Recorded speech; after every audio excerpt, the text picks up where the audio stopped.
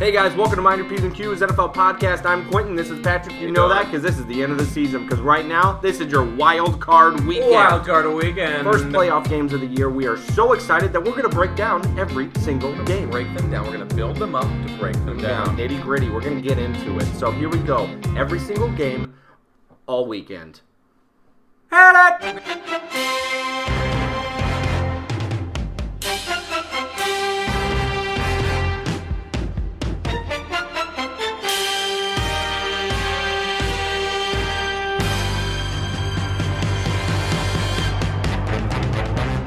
All right, everybody, welcome back to the Wild Card Weekend Podcast. First thing that we need to do, though, Quentin, we need to congratulate our NFL Pick'em winners. Yes, we do. This is the season winners. These are the season winners. We're not even going to announce the end of the year, the Week 17 winners, because we don't have time for that. We're trying to pack in a wacky Wild Card Weekend podcast. I was one of the winners. Shoot, we said we weren't going to. And I said we weren't going to. Yeah. But it was like 6 of us, and I was one of them. All right. So here we go. So looking at the total season, number three. We'll start there. Because the payout on the total points is from 3 to 1. Dan McNitch, my father, finishing in third place, receiving a prize of $30, edging out Nash Baker by how much for that? 50 points. 50 points, Nash. 50. Try harder. Be better. Second place, and I was honestly surprised by this, but Mark Burton, high school friend of mine, $75 payout. Mark, thank you for playing. Got second by 10. 10 points over Dan McNitch. My dad was really probably pissed. He was clawing. Yeah. And then to wrap it all up, the champion of the year, the guy who no one could catch. No. Cyborg, as Dan McNitch put it. His name, Cyborg Brian Coley. He has a payout of $150 coming his way. Yes, he does. And I will be doing it as soon as we're done with the show today. So, Brian, you'll be seeing it. I'll say this. We got 30 people to be in our pick'em this year, and that surprised me. And it was great because we did start off the year thinking, like, I hope we get 15 or so people to do it. We got 30. We got 30 Thank people. You. That's Thank great. you to all of you. Also, it was $20 for the entire year. Yep. How many weekly winners did we have? We had weekly payouts, keeping everybody in it every week. And Brian Coley just won $130 net. Yeah. So. Well, plus all the money he won throughout the year. Yeah. Because he won multiple times. They call him Cyborg for a reason. Yes. Do we want to say who was at the bottom? I mean, I think at this point you've already gone there, so just say it. I mean, I have. I'm already on the page. Caitlin did come in late, but she also went out early. She also decided to pick every other week, which Caitlin is was dead last. Stephen Murray right behind her at 1050 and... Strong start. I don't think he picked second half of the year, probably. A lot of these people down here didn't pick. But I think guys down here who did pick, Mitch Eby, he's down there. He's down there. He had a real bad season in fantasy and this, so... Clawed my way back really up to rubbing 14th. That one in. Is it because he asked us why were we allowed to ask questions on the podcast? That might be coming back. Don't ask us. We do this podcast. So, we're going to jump right into the first wild card game. Wild card game number 1, Saturday at 4:35 p.m. One of the most exciting games of the weekend. There's 4 of them, so it's not difficult to be up there. We're going to let's throw it back real quick. Okay. Throw it back to our original Colts Corner series. Yes. So, Indianapolis Colts at Houston Texans. First of all, can we just do this? Oh, yeah, absolutely. Everybody out there that said the Colts and the Seahawks were not... Everybody that said the Colts and the Seahawks were not going to make the playoffs. 4 wins. We're going to have a combined 8 wins. We're going to combine 20 wins. $20. And we are talking about our teams in the wild card. Y'all can suck my balls. Yep, you sure can. You can. But not right now because I'm here. So first thing we want to do is dive in, build them up, break them down. Yes. Indianapolis Colts at Houston Texans. Quentin, where do you want to start at this? Because this game... There's a lot of... We're excited. I'll say that right now. Yeah. We are... I'm very excited about this game because there's a lot of small nuances to this. One of them is... Usually nuances are small. Yes, always. T.Y. Hilton owns Houston. We all know that. He goes to Houston and he plays really, really well every time. Okay. He's also in a stride of playing really well in the last 4 or 5 games anyway. Then you have the most sacked quarterback versus the least sacked quarterback. I think that's very interesting to me because you have J.J. Watt and Jadeveon Clowney, who are going to be trying to sack Andrew Luck the whole game, and he is the least sacked quarterback of the entire season. When was the last time he was sacked? Like Andrew Luck? I don't even remember. Like week That's 10? the thing. Like I could have named like 6 sacks. Last year at this point, I'd be like, well, there's this one, this one, this one. It's been a while. Yeah. It's been a long while. But the part of that is Andrew's been sacked 16 or so times, somewhere around there. Like 70% of those sacks have been from the Texans this year. Yeah. They played him twice, obviously, but if there is a team that's going to get to him, it might be this team. But very little still. Two of the best edge rushers in the NFL on the team. J.J. Watt's a little hurt right now. A little bit. I think he popped his shoulder out of place or something. Okay. Because he literally walked in the locker room with his right arm limp and was like not using it. So that, I love the guy, hope he's healthy, but I also don't hope he's healthy. I hope he's not, kind of, you know. So we're keeping it family friendly around here. And by the way, we will say the 2 times they did play this year, they split those games. They did. Indy won the second one. Houston won the first. Both so close games. Winning both teams winning both them so by close. Both so close. Yeah. Winning both games by 3 points. One of them went to overtime. So this is going to be a good game, and that's totally what I expect. Obviously, I'm choosing the Colts, and I believe that it will be a 3-point game. I think the Colts win it 23-20. I'm not gonna go out there and give point predictions. I am. This is the only game I'm gonna.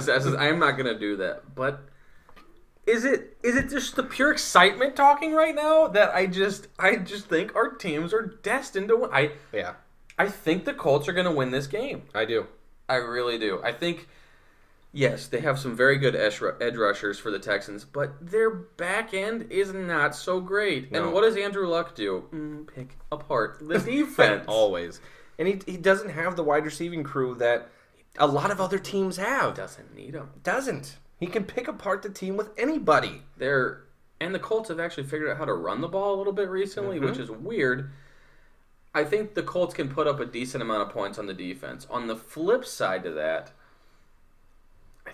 I feel like there's a lot more pressure on Deshaun Watson being his first playoff game. Yes. And it's a home game. Place is going to be rocking for the Texans. Absolutely. But I don't think Lamar Miller's going to have a good day running the ball. I don't think so either. Because we haven't let a rusher single guy have over 100 yards rushing all year. We're the only team to do it. What he meant to say was the Colts have not let up 100 yards to a running back yet this year. That's kind of what I said. You guys all got it. Mm-hmm. So that's what I'm working with. Literally, this Colts defense is nothing like we've seen in our era. Even like Peyton's best years, taking them to the Super Bowl, their defense was still their crutch. Was still their struggling part. It's not like that this year. Their defense is really good. And they are a bunch of young guys. The only thing, and we talked about it earlier, is DeAndre Hopkins. Who's gonna stop worried him? about him. Who's going to stop him? No one. You need to double him. There's very few players in the NFL who can straight up one-on-one him. That's just 100% fact. Well, like the Texans, though, I would think that the Colts secondary is their weakest link. Agreed. Yes. But they've played much better than they have in the recent past, which is why the defensive line is getting more sacks, I think. The advantage, I believe, would be the scales would tip if the Texans still had Will Fuller and still had Demaryius Thomas, but they don't. They're counting on Kiki Cootie to make a couple plays out there? And you're not making that name up. No, nope, that's a real thing, folks. Look him up. Google it. So, I agree that we have to make sure that DeAndre Hopkins doesn't just go wild. He'll have his catches. He'll have his big plays. But if we minimize that, we have it. Because what else do they have? Deshaun Watson is a playmaker. I get that. But he doesn't have playmakers around him to help. Lamar Miller is... Yeah, but that's what people would say about Andrew Luck. I agree, but I think Andrew Luck's a winner, and he's been doing it for a while. This is the first time Deshaun Watson's in this situation. I think they're very, very similar, though, in that good quarterback, one really good receiver. Yeah. The Colts have a little bit of an edge with Ebron at tight end. Yep. It's going to be close.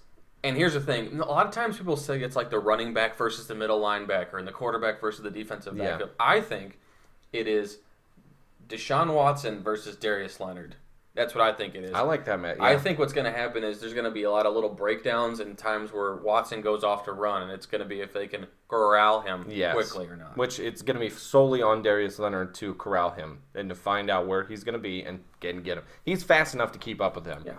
So I'm excited. I think it's going to be an awesome game. Like I said, I'm not saying the Colts are going to beat them by 15 points. No. I literally think it's going to be a 3-point. Do you know the Vegas odds on this game? Do you know who the favorite is? The Texans are odds by like 2.5, I think. Okay, so the Texans are a little bit favored. Yeah. Texans are favored in this game for sure. I actually have it right here. Why am I just guessing? I don't know. We like to guess. Yep.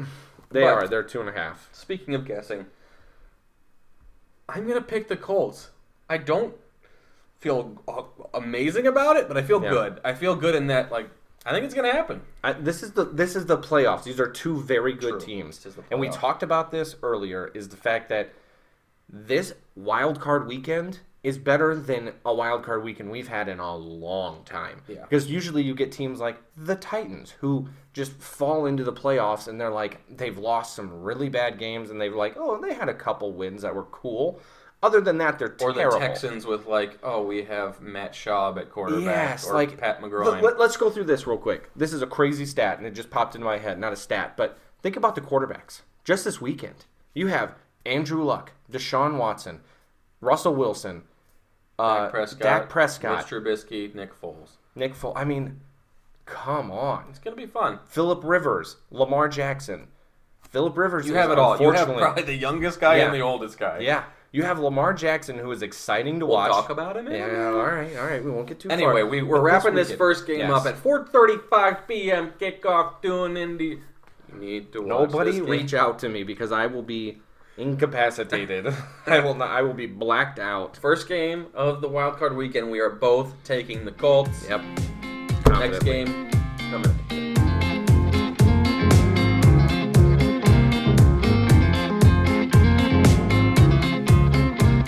All right, guys, we are back for the second game. This is Saturday Night Football. Joe Buck and Troy Aikman on the call. Ugh. Seattle Seahawks at Dallas Cowboys. And obviously, this is the best matchup of the weekend, in my opinion. I don't know why I might think that. I literally held myself from saying that during mine. I get it. Yeah, you're so disciplined. Anyway, we are going to Jerry World. Tyler Shearer asked a question, I think, 3 weeks ago on the podcast, saying if the Seahawks win on one of their last two, Dallas is probably going to win their division. What do you think will happen? We talked about it on the podcast a little bit. That I legitimately thought, I was like, I hope that this game happens because I was excited to see it. And I still am. We're here. This is going to be a fun game. The Seahawks played the Cowboys already this year, though it was in Seattle week 3. But these teams are so different. Yeah, couldn't be any more different. We don't have Earl Thomas anymore. They have Amari Cooper now. It's a big difference. These two teams couldn't be I honestly don't think they could be any more different than when they were week 3. Oh, I thought you were going to say different as in teams, because as far as design goes, our teams are pretty similarly structured. Oh, no, agreed. I think Russell Wilson and Dak Prescott are very similar quarterbacks, even though I would take Russell Wilson over him all day long. Yeah. Skip Bayless said that Dak Prescott's better than Russell Wilson. We're not alled to bring him up. I'm just saying. Yeah. There's crazy people out in the world. Mental illness is a real thing. So, my thoughts on the game. Just looking at the two major teams as in offense and defense here. Yeah. I would give the edge in defense to the Dallas Cowboys. Now, our defense really clamps up pretty well in the red zone. Very well. But we do a good job of letting you get there. We just let you move the ball up and down the field. That's one thing I will say. Obviously, the key for the Seahawks defense is just stopping Ezekiel Elliott. Yeah. Force Dak Prescott to beat us. If Dak Prescott just throws the ball over us and they win, more credit to him. But I'd rather do that than have us in a freaking 3-man deep zone and have Ezekiel Elliott just run for 11 yards every time. But that's the thing. I don't think Dak Prescott has the ability to just absolutely pick you guys apart. I don't think he's that quarterback. I think almost any quarterback has the ability to pick us apart. Honestly, our defense is people talk about Seattle knows how to run the ball and play good defense. Yeah, it's not 2013 anymore. Our defense is okay. Yeah. We stopped Pat Mahomes and the Chiefs. But, Pat Mahomes missed a couple really open throws that would have put points on the board. our defense is okay. If we can force a turnover or two, that's going to be great. But, I mean, we've made Nick Mullins look like John Elway 18 times already this year, and we've only played twice. So I give the Dallas defense. Now, what's weird about the Dallas defense is they had an incredible game against the Saints. Everybody remembers them just, what was it, like 10-3 that game or something crazy? Yeah, absolutely crazy? shut them down. 6, I don't know. Yeah, that sounds right. Yeah. But besides that, they've kind of gone downhill. Now, who knows? Last week, I give them an advantage in stamina because they sat Zeke last week. They sat a bunch of their starters. What's weird, though, is the lack of confidence in Dak from them because he played that whole game against the Giants when there was no effect on that game event. There was no effect. So to me, that's like they don't have full trust in him, and they're just thinking like we hopefully put him in a rhythm, put him in a good rhythm for the playoffs, and get him ready for it. We're better than the Giants. Oh, yeah. Yes. Better than the Giants, folks. Yeah, folks. As far as offense goes, if you're learning that during this podcast, then come on. It's your first time watching an NFL game. I will say I give our offense the tipping of the scales. I think our offense is better than theirs. I think you're much more well-rounded because you figured out how to run the ball on every single team. I feel like the Cowboys, we shut down Zeke Elliott. Yeah. Like he had some big plays, but the Colts shut down Zeke Elliott. And that's really the only, I mean, within the last half of the season, that was really the only stinker of a game the Cowboys had. Yes. I mean, that was I'm not going to say a fluke because the Colts played well that game, but the ball kind of bounced their way a couple times too. It did, 100%. Absolutely. I will not deny that. But Tyler Lockett, I'm going to say it, folks. 70 targets this year. Russell Wilson has a perfect passer rating when throwing to Tyler Lockett this year. 158.3. I think he has 11 receiving touchdowns. That's an absolute 10. Absolutely wild stat. Wild. I know, it's nuts. Now, we have the number one rushing attack in the NFL as far as yards are concerned. Yep. But Dallas has the number one rusher in Ezekiel Elliott. Now, we just have a couple horses in the backfield and guys that want to run people over. But Russell Wilson's deep ball ability and I think his expertise and experience in the playoffs is what's going to tip the scales in our favor. People keep saying that this is going to be like a 14-10 game or like a 17-14 game because it's two defensive teams. I think this is going to be higher scoring than people think. I think so. I think it's going to be like 30-28 or like 28-24, something like that. I think it's going to be honestly very similar to the Colts game score-wise. 24-21 is what I'm thinking, somewhere in that range. Only because I think both of these teams are going to heavily run the ball. Like that's what they're both really, really good at. So they're going to heavily run the ball, which is going to eat up a ton of clock, and the only reason why they don't score 30 is because there's just going to be a lot of time eaten up. This, to anybody who's not like a true NFL fan, this might be a boring game because it's going to be a lot of running. But to us, it's going to be awesome. Oh, yeah. Watching some of the best running backs right now, Zeke Elliott just run the ball everywhere. Hopefully not everywhere, but... And then Chris Carson just trucking over human beings like they're dolls. Like, it's just going to be a cool game. And then randomly, they're going to do a play action, Dak and Russell, and they're just going to make a play. Yep. These two guys just make plays. So I don't see how it's not going to be an exciting game. There's no way. Oh, I'll be excited. I know that. I know for sure. 3-0, and I'll be sweating bullets at 8 a.m. tomorrow. Literally, he's Googling when the pregame starts, hoping it's 6 a.m. tomorrow, where he's like, this is what dreams are made of, okay? When you start off 3-5 like we did, and you started off 1-5, like, you pretty much think your chances are gone. And you get in the playoffs now as the 5 seed, and you guys are the 6 seed, like... This is nuts. This is wet. The situation that we are in is insane. Like, I can't believe that both of our teams did the same thing in the same year. I will say this as a key to this Seahawks-Cowboys game is both of these quarterbacks are two of the best in the NFL at fourth quarter comebacks. Yes. Now, I forgot about that. Yes. Now, who do you trust more with the ball in their hands at the end of the game? Russell Wilson, I would say, just because I've watched every game he's ever played in. But this is the key to the game to me, because I don't want it to get to that point. The key to this game to me is who can take an early lead. Because you're going to mitigate that other team's ability to run the ball. Yeah. Now, if Dallas gets the ball first, they go down and score, we have a 3-and-out, like we probably will do, because we always do that. And then we punt, and they have the ball, and they get a field goal or something, they're up 10-0. And now suddenly we're feeling a little bit of pressure and need to make a play. Start throwing the ball more. And what happens when Dallas gets the ball back? They're just going to be pounding it to Zeke every single play. And they'll have the ball. They're going to go on 8 to 10 minute drives. Yeah. And it's just going to eat clock, and that's a bad place. And I think you could flip it, and the Seahawks could do That's the what I'm same saying. thing. That's what I think the key is. I think the key... That's very true. And honestly, when you get down to that fourth quarter and you're down, whoever is down by 10 or 7 at that point has to make the plays. And yes, I think both teams can do it, but you don't want to be in that situation. And key defenders on each side, I'm going to say, is the Jalen Smith-Van Der Esch combo of those guys hitting the gaps and trying to stop our running backs. And on our side, I'm not going to say Bobby Wagner because I already know what he does. He doesn't miss tackles. No, he's incredible. Has not missed a tackle again this year. The key is going to be KJ Wright. Now, he's lost a step this year. He's back. He's played the last few games. Looked okay. How many games has he played? 4 now? I think he's played in 5 games this year. He's going to be the key to me on some of those ones where Zeke goes up the middle and then kind of stops and then bounces out one way. We got to contain that because when he gets on the outside, I mean... It's done. Yeah. Because it takes 2 guys to bring him down. I don't care who you are.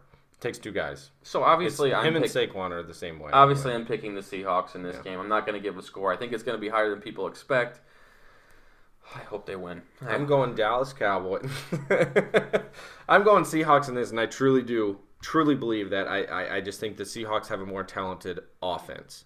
And I think that's why. Because I think that they can mitigate themselves out with level themselves out with the running backs, even though Zeke Elliott is extremely talented. But the Seahawks are just underrated in their run game. They really are. And I take Russell Wilson over Dak Prescott. That's doing it for me right Another there. reason why I'm saying whoever gets the lead first is that because the Cowboys are at home, we have to travel there, and they sat a bunch of guys last week. They have like another week of rest. Ezekiel Elliott's going to come ready to run hard. So if they have a 10-point lead, a 7-point lead in the fourth quarter, it's going to be who gets tired first. He honestly could run the ball 30 times. He wants to run it as many times as he can. If they ask him to run it 30 times, he'll do it easily. That's a problem. Yeah, it's a nightmare. That's a real problem. All right, we both got the Colts. We both have the Seahawks. Yeah. Chargers and Ravens coming at you.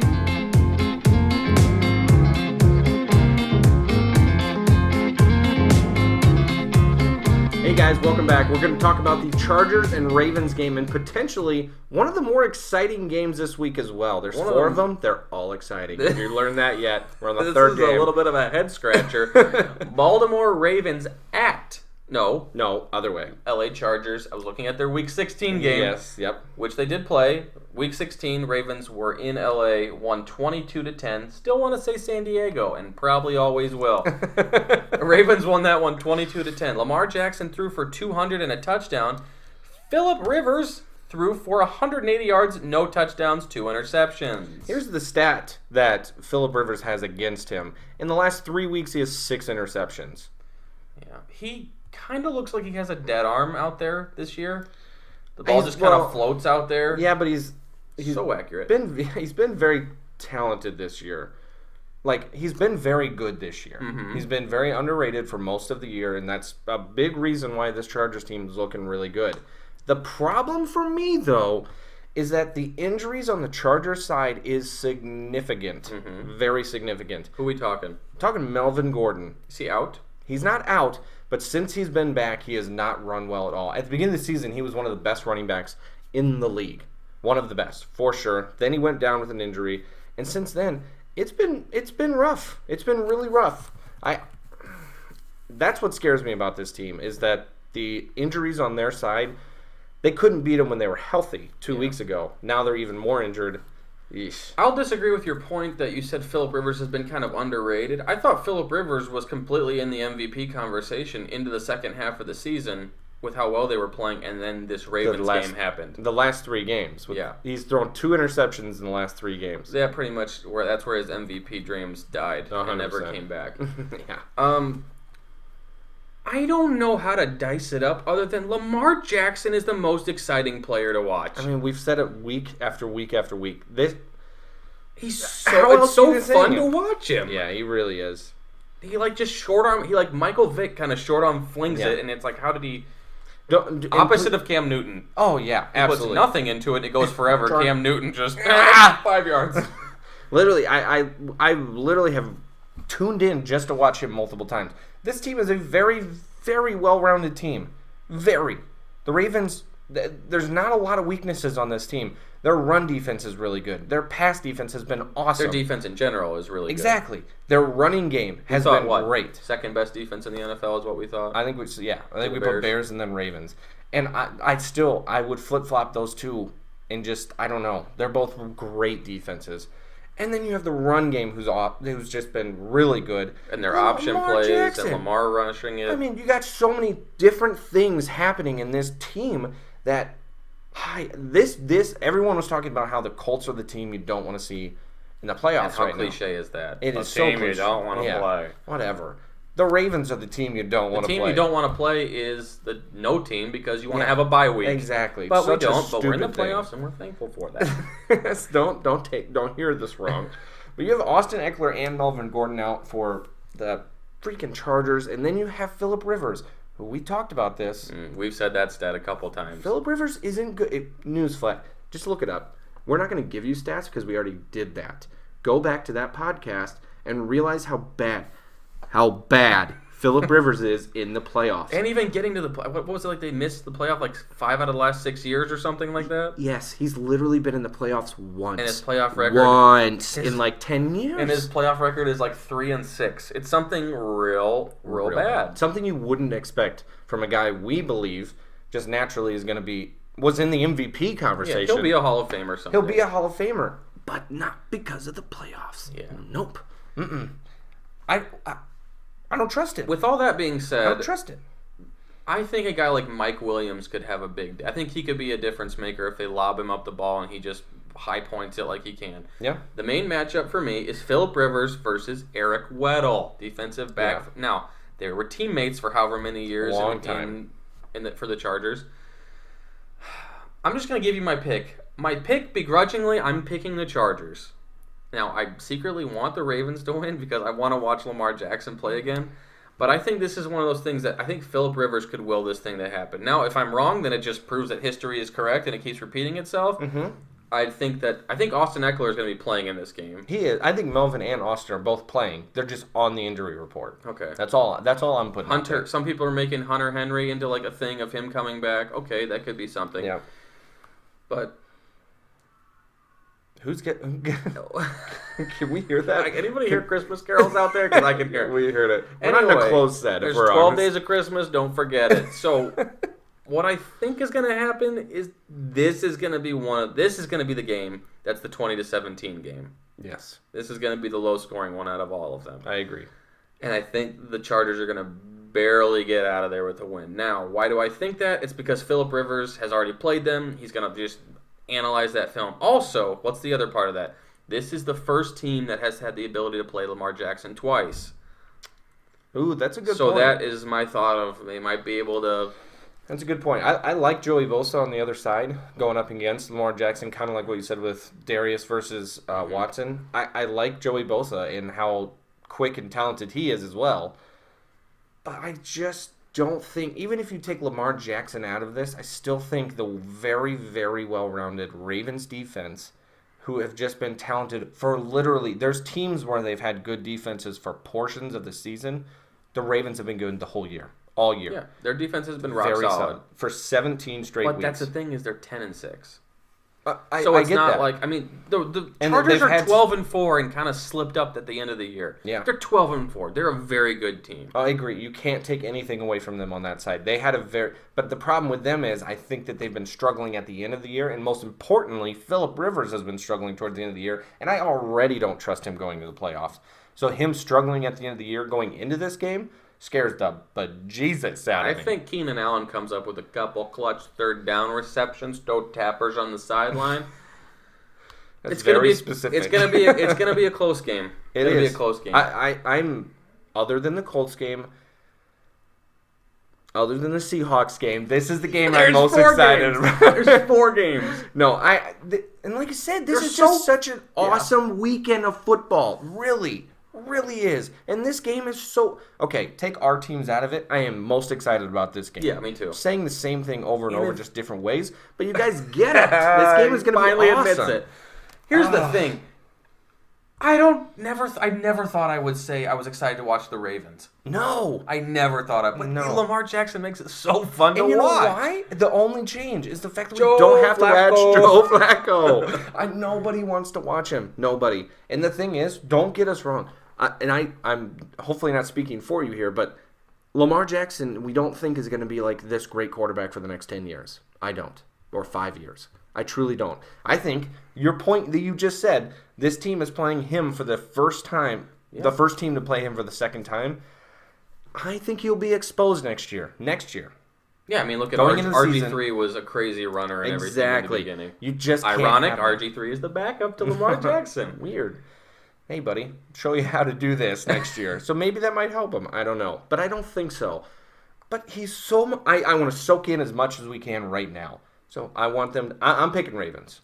I'm picking Ravens for sure. Okay. I mean, I don't feel great about... I think this is going to be a super tight game. Yeah. I think Phillip Rivers just pulls one out here. I do want to say this, though. Can you imagine having the year they've had in Los Angeles and then you lose to a team that has Lamar Jackson and they're running college formations and triple options and quarterback keepers? That's the only thing. It wouldn't make sense. I don't know, actually. I don't agree with that. It makes sense for the Chargers to lose because that's just what they do. That's the narrative for the Chargers. I agree with that. So for them to win, they're on a bad spot because if they win, it's like, yeah, obviously they had the better record, they had a better season, whatever. Then on the other side, if they lose, they're gonna be like, well, they should have won that game. Obviously, they should. It's like that's bad. Another reason I don't feel great about that pick is I have picked all away teams so far. And home field advantage is a thing. Big thing. And I don't feel I'm regretting what I'm doing now, but I'm sticking with it. I'm going Ravens. Sticking with it. I never flip-flop when you're out there. You voted for a strong guy. This is the first game that we're switching on. That you got the Chargers and I got the Ravens. So far, Colts, Seahawks, and then Ravens over here, Chargers over there.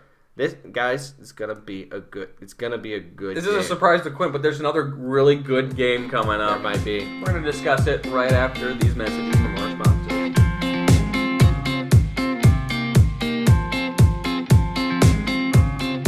Hey guys, we wanted to go ahead and talk to you about. I don't know. What are we talking about again? I guess I'll take it from here. We want to talk to you about our last show of the year, which is going to be the next episode. We actually don't know when it's going to be. If the Colts and Seahawks keep winning playoff games, we're going to keep doing podcasts. Yeah. If they lose, you won't see us. You'll never see us again. You won't see us. So we're going to do an end of the year show. There's going to be an end of the year show where we do a full year wrap up, and then we'll try to get some other guys involved to do our end of the year award show for fantasy.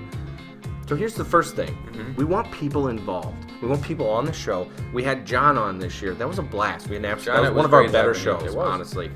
Critics say. Yes, critics say. We've gotten a lot of feedback from that. Literally, anybody who wants to be on this show, reach out to us. Let us know. We'll figure it. Logistically, let's figure it out. Matt, you live in Elkhart. John, you live in Elkhart. Yeah. DK and Dylan, you only live 2 hours away. Get in the fucking car. How hard is it? Come on, let's do it. Guys, come Mitch, you're 20 minutes away. The show. We're all for it. We're offering this out to everyone. Award show. Come on the show. Talk to us about the NFL section. Talk to us in the fantasy section. Rip us. Tell us what we're wrong about. Tell us what we're right about. Mostly what we're right about. We have a lot of that stuff. It's been a great year for the second year of the Mind Your P's and Q's NFL podcast. So, end of the year, think about it. Get back to us on the page. We're going to send it back to the podcast.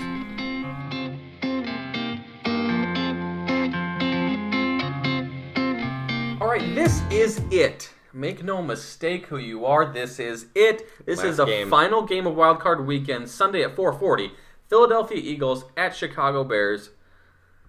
Okay, couple things here. Yeah. Aaron Rodgers did not win the NFC North. No, he didn't. Also, they didn't make the playoffs. Neither did the Steelers. That's always fun.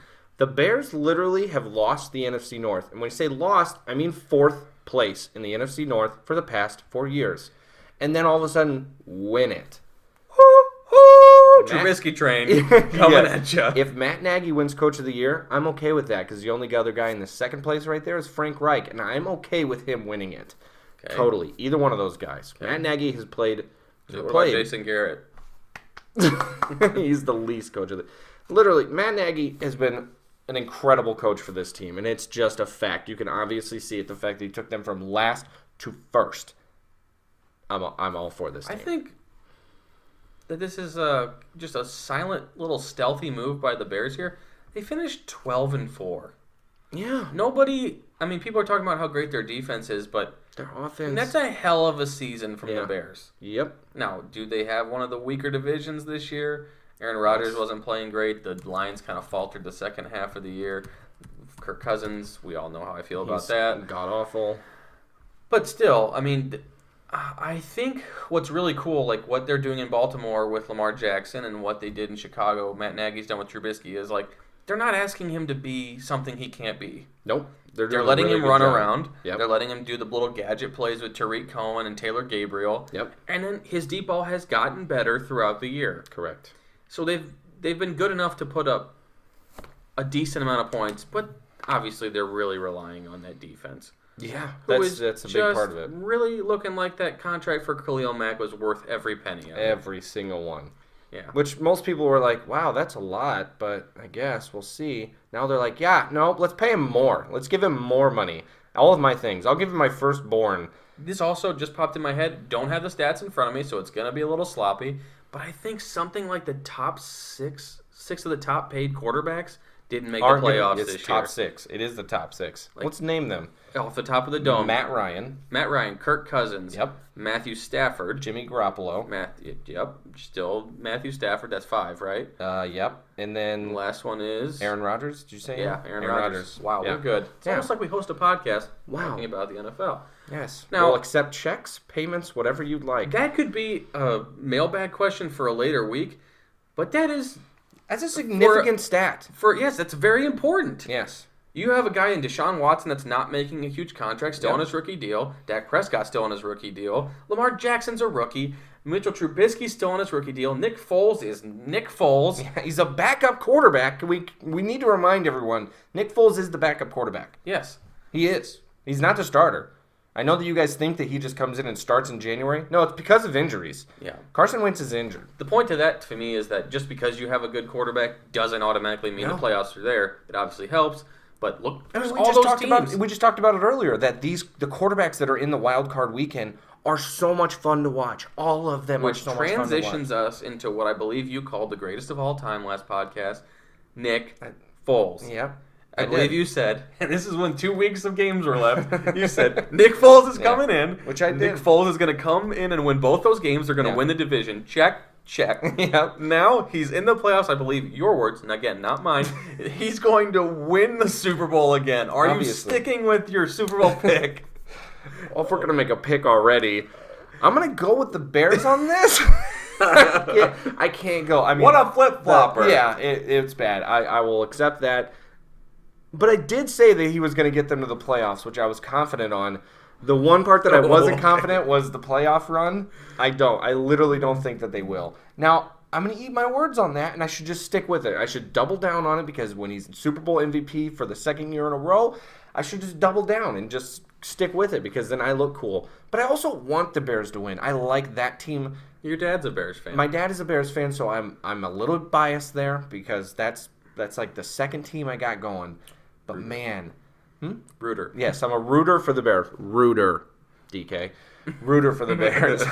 Literally, I would want to see this team go. I don't want to see the Eagles do it again because I don't think that they're a talented team. If we were going to pick any team that kind of fell into the playoffs, it's the Eagles. I don't know if fell in, though. I think they scrapped their way in. They scrapped their way in with winning the last 2 games, but they also had other things that had to happen for them to get into the playoffs as well. And let's not be prisoner of the moment here. 4 weeks ago, this team was awful. Yeah. We were casting them out. They were so bad that we were thinking that maybe the Redskins were going to beat them and potentially get a wild... This team was casted off. In the last 3 games, they played well and won some games. That's it. I have trouble with this thinking, what if Nick Foles wins a couple playoff games this year? What does that say about Carson Wentz? Yeah, what do you do with that situation? I don't think there's anything they can do because Foles is older and they're going to pay Wentz. I don't think it'll end up meaning anything. No. But it means something. It has to. Because they've had a better winning percentage with Foles back there. Yes. I mean, I was going to save my pick for the end, but I also picked the Bears. I'm confident with the Bears. if there's a game that's not exciting this week, which all of them are, if there's a game that's not exciting, it's this one, and you even said it, this is the potential of the blowout. I think this game has the best potential out of all of them to have a huge margin. Yes. Now, I don't know by which team, but I think it's the Bears' advantage because it's the Monsters of the Midway. They're at home. Yeah. The defense is playing so well, but we don't know how Mitchell Trubisky is going to play in a playoff game. We don't. That's the one thing there. But how many games in a row have they played this at the end of the year that didn't really mean anything? The Bears? Yeah. Quite a few at the end. Quite a few. Because they won the NFC North in Week 15. That's what I'm saying. So, since then, they've kind of been just well, and we could technically try to get a bye, but, I mean, they kept playing against the Vikings and literally just buried them into the ground when, if they would have lost to them, they'd be playing them right now. Yeah, that's true. So, they chose the Eagles. They chose their opponent. They were the one team in the NFL that could literally choose their opponent by losing or winning that last game. As a former Seahawk, not myself, but I do have to compliment Michael Bennett, defensive end for the Philadelphia Eagles. Now, I thought he's had a lot of foot issues the last couple of years for the Seahawks. Yeah. People considered him to be kind of a locker room cancer. He went to the Eagles, and I believe from the defensive end position, he is second in the NFL in quarterback pressures. Isn't that really kind of crazy? And he didn't really even play very much at the beginning of the year. He was nursing some injuries. So I think he's a big deal. I think Malcolm Jenkins is a big deal on that defense. But I think they have a lot of missing pieces. They do. They really do. But their offense can put up points. They can, but the problem is they can also just lay a dud. And they've done it. They've done it multiple times this year where the offense just doesn't show up. Carson Wentz or Nick Foles. The offense truly just doesn't show up, and that's what I'm afraid can easily happen in the playoffs. Where has Golden Tate been since he got traded to the Eagles? Nothing. Where has he been? Alshon Jeffrey's still the guy, which is overstating anything for him. But he's talented, but that just tells you what was happening in, I guess, what was happening in Detroit, and they were like, we're done with you. I don't think so, though. He was still getting a ton of targets and was having a decent season. I think it's a Carson Wentz thing. He throws to Alshon Jeffrey and he throws to his tight ends. Yeah. Zach Ertz and Alshon Jeffrey are the only guys that really get stuff going there. If they put Nelson Aguilar and Alshon Jeffrey on the outside and they have Zach Ertz or Burton, you throw Golden Tate in that slot spot, there's going to be a mismatch somewhere, even against that defense of the Bears. And I think their running back situation with Josh Adams, Jay Ajayi, everyone back there, they've just been switching them around, and they just haven't figured out how to click it like they did last year, where they clicked in with their running game and went after it. This year, they haven't really found that. Injuries have been part of it, but they haven't really found that.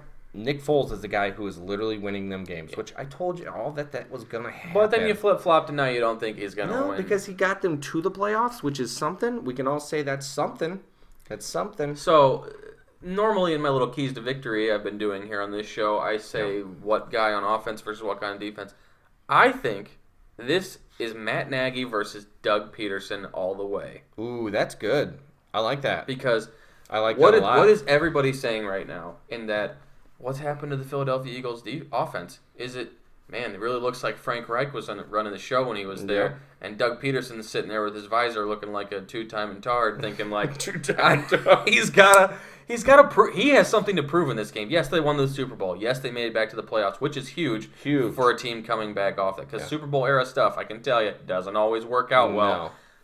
But he's got a chip on his shoulder, and he's got to push this team into another win against the best defense in the NFL. Yep. I think their best chance is just completely abandoning their run. Has to. Literally just handing the game to Nick Foles and being like, please win this. Just going 5 wide. Please do something awesome and win this. Yeah. And just hoping that the Bears defense just can't figure out what's happening scheme-wise. Or Mitchell Trubisky doesn't. Mitchell Trubisky this is his very first playoff game. This game could. The lights could be a little too bright for him. Yeah, this could blow up on him. And I don't know. If he's got a good enough offense around him to alter his, the faults that he's going to have if they can still win that game without him having a good game, I don't know. I think they're going to lead, as far as I've said this a couple times this year, I was surprised at how well Tariq Cohen has done this year. Mm-hmm. I think this is a game where they lean on Jordan Howard. I think they lean on... He's not been that guy this year. Yeah, but he had over 100 yards in Week 17. He did, yes.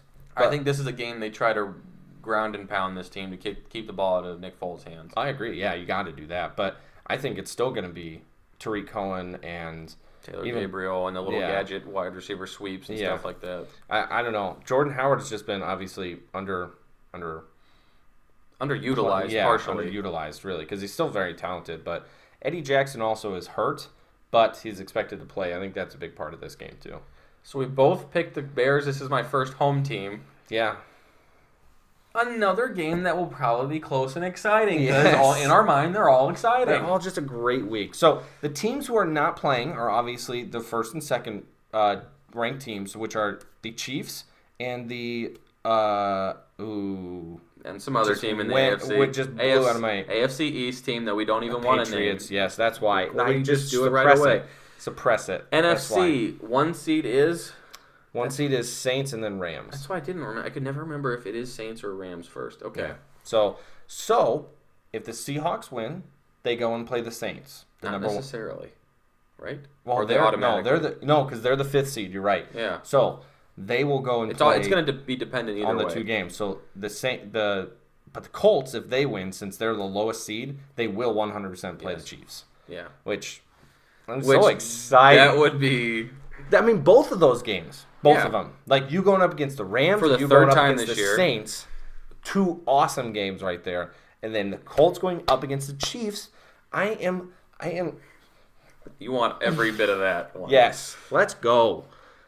Oh, my goodness. Guys, I hope you're excited because I don't know that I can sleep tonight. The Seahawks are playing tomorrow at 8:15. I'm going to edit this. This will be up in an hour because I'm just... these games are so awesome. Side note, you can do the picks online if you want. The pick them is still open. Just see how you do against our picks. They're for free. There will be no payout. Nope. Unless you pay yourself for doing it at all. But I will. If you send me a video, I'll send you back a video of me high-fiving you. Something. That's worth a lot. Yeah.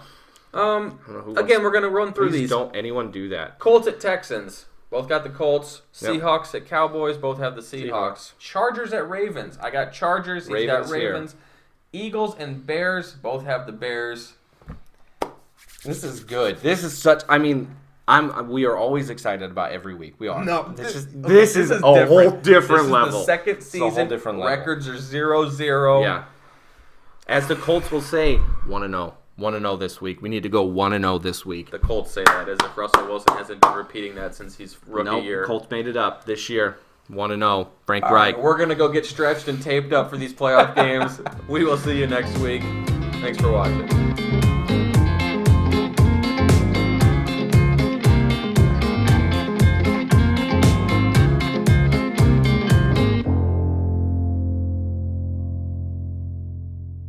Just absolutely.